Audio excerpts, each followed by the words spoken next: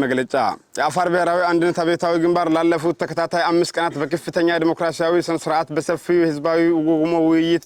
ከ300 በላይ ልዩ አካላት ማለትም ከተለያዩ የሰራዊቱ አደረጃጀቶች የተወከሉ ተወካዮች ከተለያዩ ተቃዋሚ የፖለቲካ ድርጅቶችና ነጻነት ታጋይ ኃይሎች የተወከሉ ተወካዮች በተገኙበት ሲያካሂድ የቆየው ታሪካዊ የምስረታ ጉባኤ በዛሬው ዕለት በተሳካ ሁኔታ አጠናቀቀ። ይህ ላለፉት 5 ቀናት ሲያካሂድ የቆየው የምስረታ ጉባኤ በዋናነት ግንባሩ ለወደፊት ለሚያደርጋቸው ሁለንተናዊ እንቅስቃሴዎች መመሪያና መዋቅራዊ መሰረት የሚሆኑ የተለያዩ ባለ 7 ነጥብ የያዘ አቋም መግለጫና ታላላቅ ውሳኔዎችን አስተላልፏል። የመተዳደሪያ ደንብ ማጽደቅ ግንባሩን ውስጣዊ አደረጃጀት የሥራ ክፍፍልና መርሆች በግልጽ የሚያስቀምጠው መተዳደሪያ ደንብ በሰፊው ተወያይቶበት በሙሉ ድምጽ አጽድቋል። የመታገያ አቅጣጫና የፕሮግራም ማርቀቅና ማጽደቅ የአፋርን ህዝብ መብትና ጥቅምን ለማስከበር ዘላቂ ሰላምና ልማትን ለማረጋገጥ የሚያስችሉ ብሎም በኢትዮጵያ ህገ መንግስት በተባበሩት መንግስታት ድርጅት ቻርተር በአፍሪካ ህብረት ቻርተርና እንዲሁም በሌሎች ዓለም አቀፍ ስምምነቶች መሰረት የአፋር ህዝብ ራስን በራስ የማስተዳደር መብት የመኖር የመበልጸግና ራስን የማስተዳደር መብት ለማረጋገጥ ስትራቴጂካዊ የመታገያ አቅጣጫና ዝርዝር የፖለቲካ ፕሮግራሞች ላይ ጥልቅ ውይይት ተደርጎ ስምምነት ላይ በመድረስ በሙሉ ድምጽ አጽድቋል። የአመራር ምርጫ ስለማካሄድ ጉባኤው ግንባሩ በበላይነት የሚመሩ ስራ አስፈጻሚ አካላት የሰየመ ሲሆን በዚህም መሰረት ሐጂ ኢብራሂም ዑስማን አልዩ የድርጅቱ ፕሬዝዳንት፣ ሐጂ ያየው ዋሌህ ኢብራሂም ምክትል ፕሬዝዳንት፣ ታጋይ ሐሰን አበከሪ በዲ ደግሞ የድርጅቱ ጸሐፊ አድርጎ በመሾም ቀጥሎ ደግሞ ማዕከላዊ ኮሚቴ አባላት እንዲሁም ኢንስፔክሽንና ቁጥጥር ኮሚሽን ጨምሮ የተለያዩ ወታደራዊ ማዕረግ እርከኖች ያካተተ መዋቅራዊ ሹመቶች አጽድቋል። የተለያዩ ውሳኔዎች መተላለፍ በወቅታዊ ሀገራዊና ክልላዊ ሁኔታዎች መነሻነት ግንባሩ ወደፊት የሚከተላቸው አቋሞችና የትግል ስልቶች የያዙ ልዩ ወሳኝ ውሳኔዎች ተላልፈዋል። 1 ሀገራችን ኢትዮጵያ ነገሮችን በጠረጴዛ ዙሪያ የመፍታት ሰላማዊ የፖለቲካ ትግል ሐሳብን በነጻነት የመግለጽ ዲሞክራሲያዊ መድረክ ደብዛው በመጥፋቱ የትግል አቅጣጫ መቀየር አማራጭ የታጣለት ምርጫ ሆኖ አግኝተነዋል። ስለሆነም ላለፉት ዓመታት በህዝባችን ላይ ሲፈጸም የቆየው ጭቆና የገዢው ፓርቲ ኃይል እርምጃና በአፈና ተግባራት ተጠናክሮ ከመቀጠላቸውም በላይ ሀገራችን ኢትዮጵያ ዜጎች በነጻነት የመንቀሳቀስ መብት የተገደበበት የመንግስት ተቋማት ገለልተኝነታቸው ያጡበት የጸጥታ ስጋት በነገሰበት ሁኔታ ውስጥ እንደምትገኝ ይታወቃል። የሀገራችን የወደፊት ዕጣ ፈንታ ብሩህ ለማድረግ ብሎም የህዝባችንን ፍትህና የብልጽግና ጥማት በዘላቂነት ለመመለስ በግለሰብ የሚዘወረው አምባገነናዊው አገዛዝ ከስር መሰረቱ ለማስወገድ ማለትም ለዲሞክራሲያዊ መብት ከሚታገሉ ሌሎች የኢትዮጵያ ልጆች ጋር ስልታዊ የፖለቲካና የአፈሙዝ ጥምረት መመስረትን በተመለከተ ጥልቅ ውይይት በማድረግ ከስምምነት ላይ መድረሳችን ለመላው የሀገራችን ህዝቦች በደስታ እናበስራለን።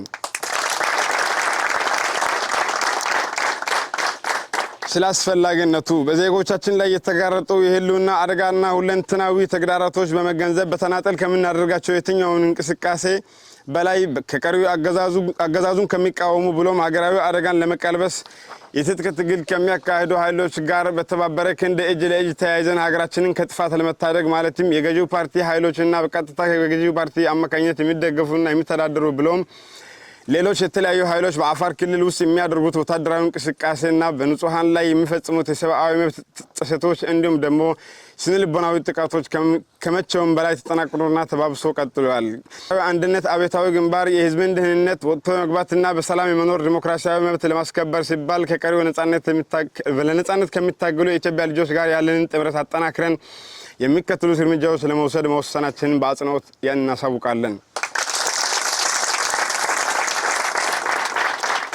3 የወታደራዊ እርምጃዎች ጥንካሬ ገዢው ፓርቲ ወታደራዊ ኃይል በሀገራችን ብሎም በክልላችን ሰላማዊ ህዝብ ላይ የሚደርሱ ጥቃቶች ምላሽ ለመስጠት የአፋር ብሔራዊ አንድነት አብዮታዊ ግንባር በወታደራዊ አወቃቀሮቻቸውና በሰፈራቸው ላይ ሁሉን አቀፍና የተመረጡ ጥቃቶች ለመፈጸም መወሰኑን እንገልጻለን። የደህንነት ጥበቃ ህዝባችን ከገዢው ፓርቲ ወታደራዊ መዋቅር የሚደርስበትን አደጋ ለመቀነስ ብሎም ለማስቀረት የመከላከልና እንዲሁም ደግሞ መልሶ የማጥቃት ስልቶቻችንን ከመቼውም ጊዜ በላይ በተራቀቀና በተጠና መልኩ ማናቸውም የጠላት ወታደራዊ ተቋማትና የኃይል ማዕከላት ካሁን በኋላ የጥቃታችን ኢላማ እንደሚሆኑ እናረጋግጥላችኋለን።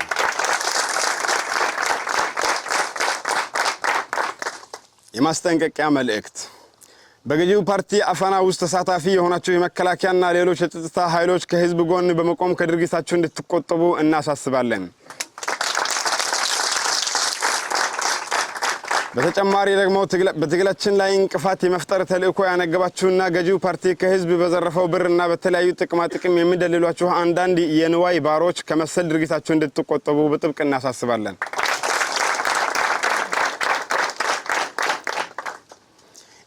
ስድስት ይህ ካልሆነ ግን ከእንግዲህ ወዲያ በአፋር ብሔራዊ አንድነት አብዮታዊ ግንባር በየትኛውም እንቅፋቶች እንደማይታገሳችሁና ለሚወስዱባችሁ ማንኛውም እርምጃዎች እናንተና ገዢው ፓርቲያችሁ ሙሉ በሙሉ ኃላፊነቱን ለመውሰድ ከወዲሁ መዘጋጀት መቻል ይኖርባችኋል።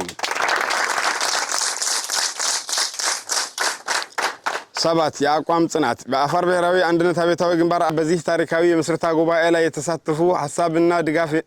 ድጋፍ የለገሱ ሁሉንም አካላት እያመሰገነ በፕሬዝዳንቱ ሐጂ ኢብራሂም ዑስማን መሪነት በጉባኤው የጸደቁ ፕሮግራሞችና የተላለፉ ውሳኔዎች መሬት ለማውረድና ለህዝቡ ዘላቂ ጥቅም ሲባል ጉባኤው የጣለባቸው ኃላፊነት በቁርጠኝነት እንደሚሰሩ ቃለ መሐላ በመፈጸም ጉባኤው በተሳካ ሁኔታ ተጠናቀቀ። ድልና ድምቀት ለጭቁኑ ህዝብ፣ ውድቀትና ውርደት ለጨቋኙ ስርዓት። የአፋር ብሔራዊ አንድነት አብዮታዊ ግንባር